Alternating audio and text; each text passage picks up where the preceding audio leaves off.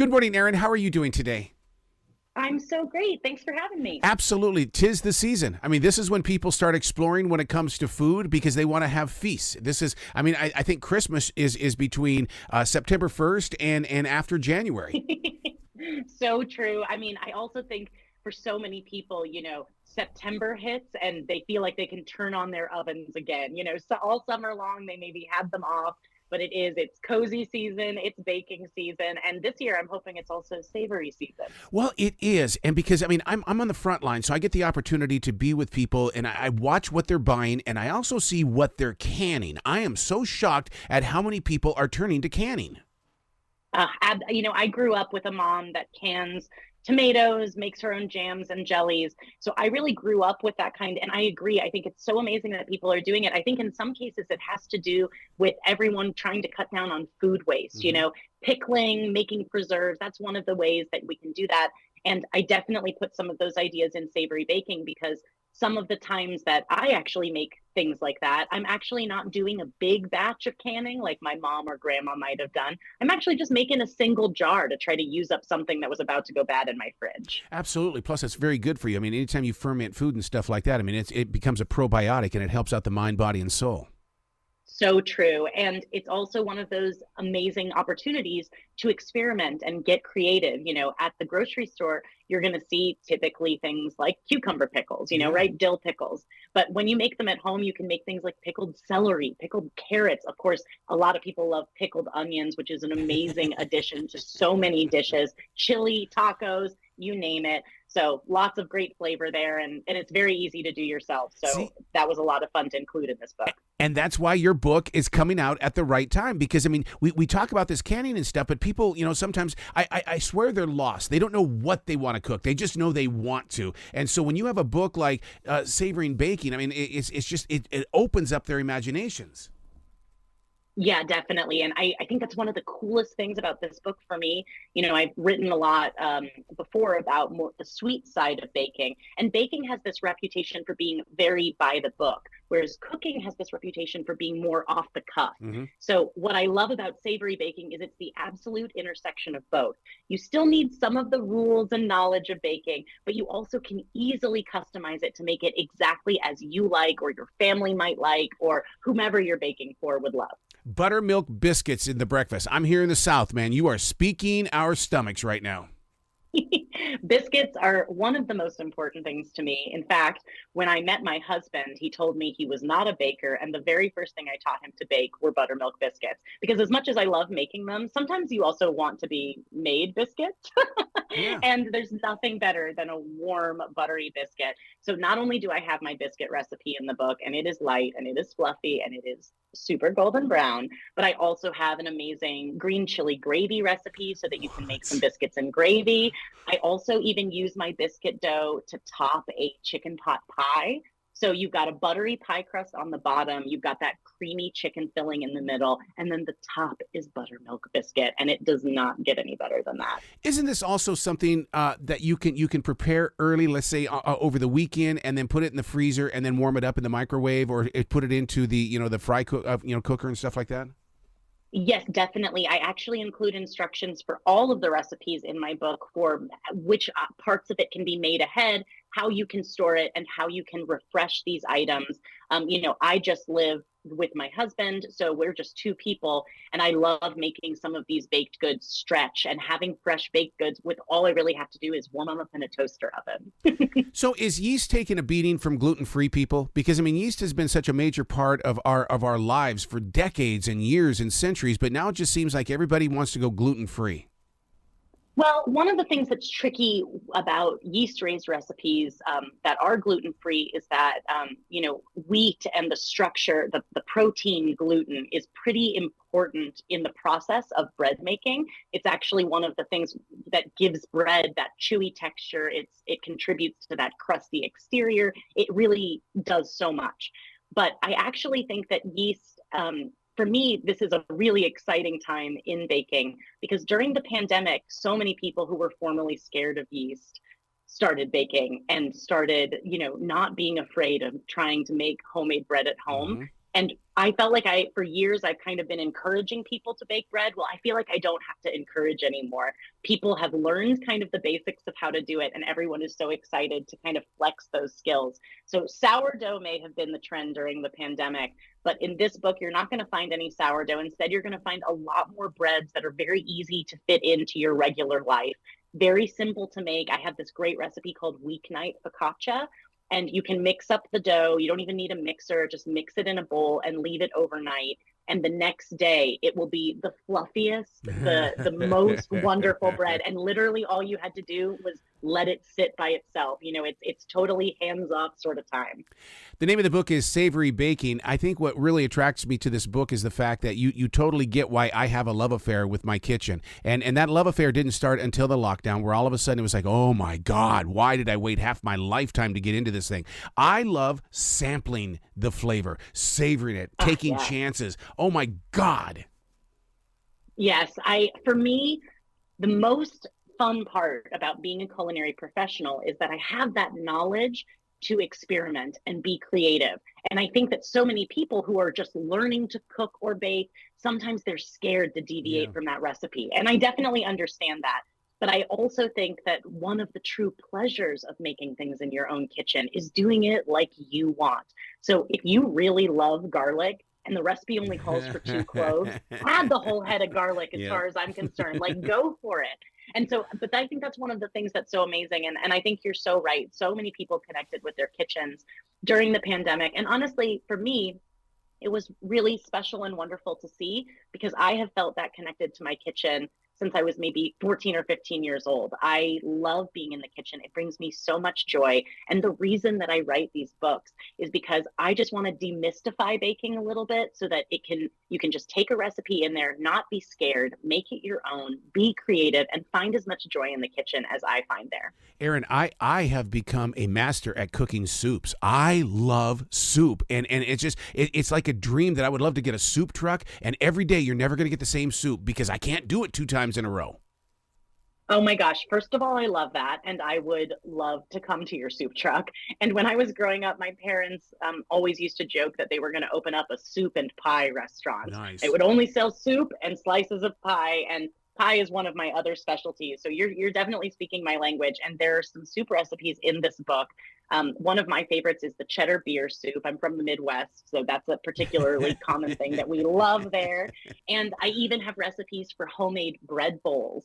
So nice. I have one that's really delicious, and you can put the soup in there. I also have recipes for very, very simple homemade chewy noodles that you can put in your favorite chicken noodle soup.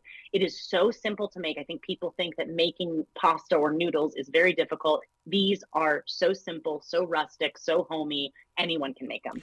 I really like my soups scalding hot, and people go, why do you make it so hot? And I go, because it creates conversation. You're not going to come in here and gobble this stuff down. You need to sit here for a while and do this one little sip at a time.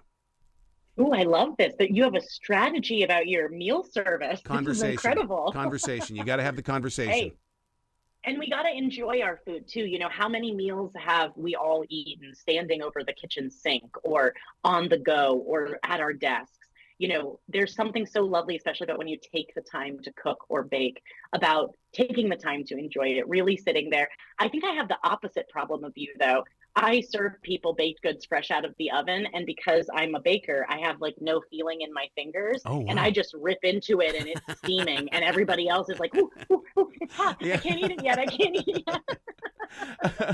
One of the things, I'm already halfway done. one of the things that people have become, and I call this the Carpenter's effect, as in like Karen and Richard Carpenter, is the fact that they love pastries, but they won't admit that they crave pastries. And I'm glad that you really go into this with that guilt-free kind of feeling that go ahead and make the pastries, enjoy them. Just don't feel guilty about it.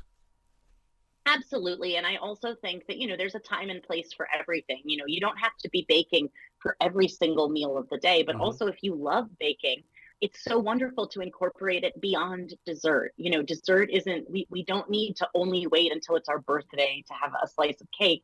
We can also enjoy a homemade bagel or a homemade soft pretzel, and I feel like it's also such a wonderful way sometimes to mark the change of the seasons. It's October right now. making your own soft pretzels would be such a fun baking project for an individual or for a family. I actually even dove into that on my web series, Bake It Up a Notch. And I showed all the different things you can do with soft pretzel dough, because every year in October, I love to make soft pretzels. So I feel like there's something lovely about it, also kind of marking time on the calendar and having a tradition. Okay, well, now it's the holidays. And what is your tradition of things you love to bake for the holidays? Just do it, enjoy it. Life is for enjoyment, and baking is one wonderful way to get there. You're going to think I'm a freaky person, but when I'm invited to other people's homes and you first step inside the foyer and stuff, I'll kind of sniff the air and I'll go, "You guys haven't baked in a while. Why aren't you baking?" And because when you bake, you don't need incense in the air, man. It's so true. You would love the way my house smells. I always joke that my oven is always on, and we are just always baking, and it truly, truly is. Better than any candle you're ever going to find, any stick of incense you're going to find. And it's a way to make your house smell like a home. I just moved and purchased a new home, and I swear it didn't feel like a home until the first pie I baked. Speaking of pies, I grew up in Montana, and mincemeat pies this time of season were a big thing, but I don't hear anybody talking about mincemeat pies anymore.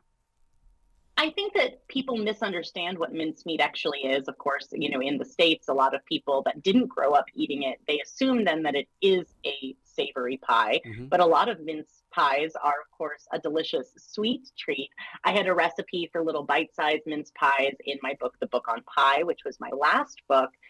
Pie is really important to me, so you can't have a book about pie and leave mince out of it, I don't think. And it really is one of the most delicious. I always think of it this time of year. I think that there's a number of things like that are sort of misunderstood that, for one reason or another have sort of fallen out of popularity. Or I think another thing is sometimes people have too many bad versions of something. Somebody once told me, "I don't like pie at all. I hate all pie." And then my response was, "Well, you've just never had a good one. That's right. You don't know what it's supposed to be like. You've had some soggy bottoms. You've had some overcooked custards. I don't know what's going on, but I bet I could find a pie that you would love." Now, the history of the pie, and this is pulling from a story that I came across, is that, first of all, the pot pie was created because that was their way of preserving the veggies and stuff like that, because people didn't have refrigerators. Was the pie created in the same fashion, that the crust became a part of it because they were preserving the pumpkin and the apples and stuff like that? Well, I think it is kind of a preservation technique from the standpoint of wrapping something up, airtight basically, but you're just wrapping it up with dough. And if you actually look, cultures all across the world have versions of pies. And actually, in most parts of the world, the bigger tradition is savory pies. There are more savory pies than there are sweet. And in particular, in this book, it was so fun to dive deeper into savory pies. In my pie book, I only had one chapter of savory pies. And so I basically got to go back into that little corner of my brain and bring out all of the favorites that I didn't fit in the first. Some of them are inspired by some of those more classic pies. Like there's definitely pot pies and some of those, very yummy things. But there's also some really wild, crazy ones. One of my favorites, I call it the meat and potatoes pie. The filling is beef stew, and the topping is Duchess potatoes, which is a type of mashed potato that has egg yolks and sometimes a little cheese in it that is piped on the top. From a distance, when I take this pie out of the oven, people think it's a meringue pie, but actually it's just toasty golden mashed potatoes. Wow. So what constitutes a chef? I mean, because so many people, that when they're at home and, they've got these beautiful kitchens and things like that, but they won't call themselves a chef. Do you really need to go get the degree? So it's funny that you asked that, because even I actually feel a little uncomfortable calling myself a chef, because even though I'm professionally trained, I went to culinary school. I never held that position in a restaurant. And in the food world, amongst food professionals, typically people may not call themselves a chef if they've never held that specific title. They might say, "I'm a cook," or, something along those lines instead. But, it's funny because, of course, most of my family will introduce people and say, "Oh, my cousin, my sister, is a pastry chef." That's how people usually introduce me. So it's funny that you asked that, because you definitely, I don't think anybody needs a degree to be able to call themselves confidently a great cook, or even to use the term chef. But that's definitely a sort of a funny gray area where even I, who I've been doing this now for a very long time and I have that professional training, I still get a little like, funny around the word chef. What is the common mistake that people make? Because one thing that, we talked about how people went into the kitchen during the lockdown, but I also hear from stories that people say, yeah, I just don't have time for it anymore. And it's like, how do you not have time? I think sometimes people need to remember that you don't need a huge thing in the kitchen. In some cases, what you really need is a few very short blocks of time. So I really try to do that in this book. I one of my favorite recipes, that weeknight focaccia. It only takes 5 minutes to mix up that dough. You just do it in a bowl with a spoon. You don't need a mixer. You don't need anything crazy. Then it sits overnight. And overnight, it builds all of the beautiful flavor and all of the texture that's going to ultimately become this fluffy, beautiful bread. So trying to encourage people to just find 10 minutes in the morning or 5 minutes the night before to get yourself set up, suddenly the actual time you spend in the kitchen is so much shorter. So all throughout the book, like I said, those make ahead tips, all of those things, divvying it up can make it a lot more approachable. And it's definitely easier to fit into your life than some people may realize, because you don't need a 4-hour block of time. You just may need 5 minutes here, 5 minutes there, multitasking. One-on-one. That's why people need to get this Savory baking. You got to come back to this show anytime in the future, Erin. The door is always going to be open for you. Thank you so much for having me. It's such a blast to talk about all these good things, but I'm getting hungry. You right? Well, you be brilliant today, okay? Thank you. You too. Have a great one.